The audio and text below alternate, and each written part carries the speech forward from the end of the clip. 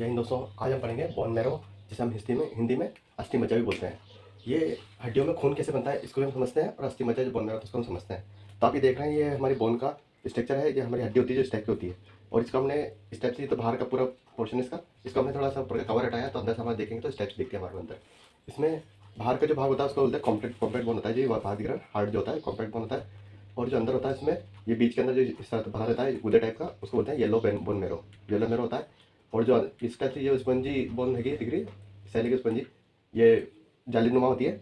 और इसके अंदर जो भरा रहता है उसको होता है, ये जो साइड साइड में होता है दोनों तरफ में, वो होता है हमारा रेड मैरो। ठीक है। और ये जो इसमें जो खून बनता है, ब्लड बनता है, वो ये वसल्स होती है, ब्लड वसल्स इनमें से निकलता है, बाहर आता है ना। ठीक है। अब हम समझते हैं अस्थि मज्जा या बोन मैरो क्या होता है।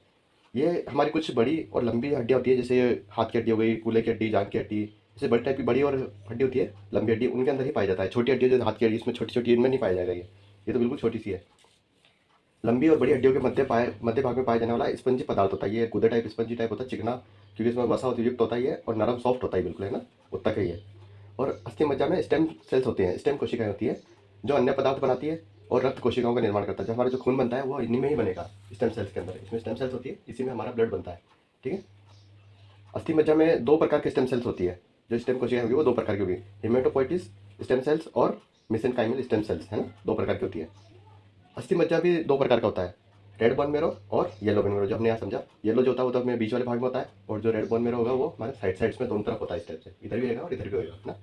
अब रेड बोन मेरो जो होता है उसमें हेमोटोपोइटिस कुछ सेल्स होती है, जो हेमोटोपोइसिस क्रिया करके, जो जो ब्लड जो बनने की क्रिया होती है उसको हम बोलते हैं हेमोटोपोइसिस सेल ना। इस क्रिया करके नए रक्त कोशिकाएं बनाती है। इसमें यहाँ जो होती है, इसके अंदर हेमोटोपोइसिस क्रिया होती है, और इसके अंदर रेड बोन मेरो में हमारे ब्लड सेल्स बनते हैं। और कौन कौन सी बनती है वो नई रक्त कोशिकाएं जो बनती है, वो होती है हमारी आरबीसी, प्लेटलेट्स और डब्ल्यूबीसी। इनको हम पिछले वीडियो में समझ चुके हैं कि आरबीसी क्या कार्य करती है, प्लेटलेट्स क्या करती है, और डब्ल्यूबीसी क्या कार्य करती है ना। ये सब इनमें बनती है। और हमने उसमें पिछले वीडियो में पढ़ा था, प्लाज्मा जो होता है, रक्त प्लाज्मा, वो हमारा लीवर में बनता है, इसमें नहीं बनेगा, है ना। इसमें हमारे तीन तीन पार्ट्स ही बनेंगे इसके अंदर, आरबीसी, प्लेटलेट्स और डब्ल्यूबीसी। ठीक है।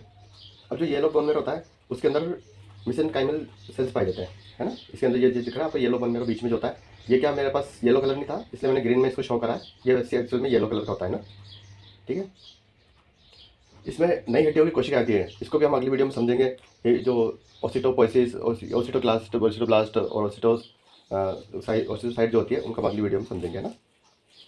इसमें नई कोशिकाएं, जो हड्डी की कोशिकाएं जो बनती है, जो सेल्स बनते हैं, और इसमें वसा बनता है, और कार्टिलेज बनता है, और मसल्स बनते हैं। कार्टिलेज जैसे हमारी जैसी हड्डी होगी, इस हड्डी के साथ में जो दूसरी हड्डी जुड़ती है, और ये जो मूव करती है, तो उसमें एक चिकना सा पदार्थ होता है, उसको बनाने का काम भी ये हमारी येलो बोन मेरो में ही बनता है। जिससे क्या, जो घर्षण होता है वो कम रहेगा, और ये हमारी जैसे हड्डी में ये मूविंग हो रही है, इसको सॉफ्ट बनाता है ना।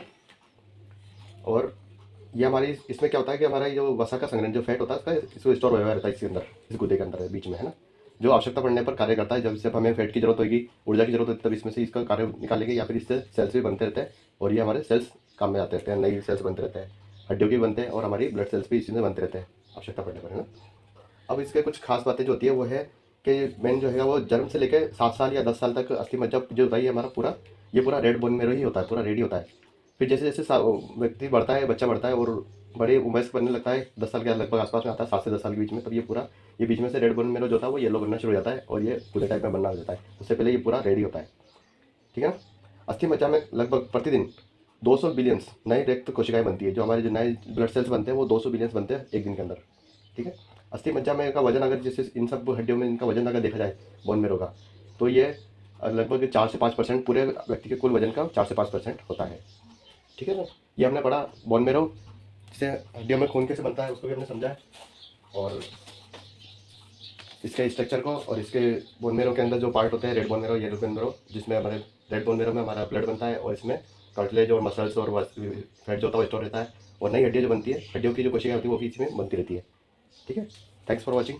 वीडियो अच्छी लगी हो तो लाइक कमेंट शेयर।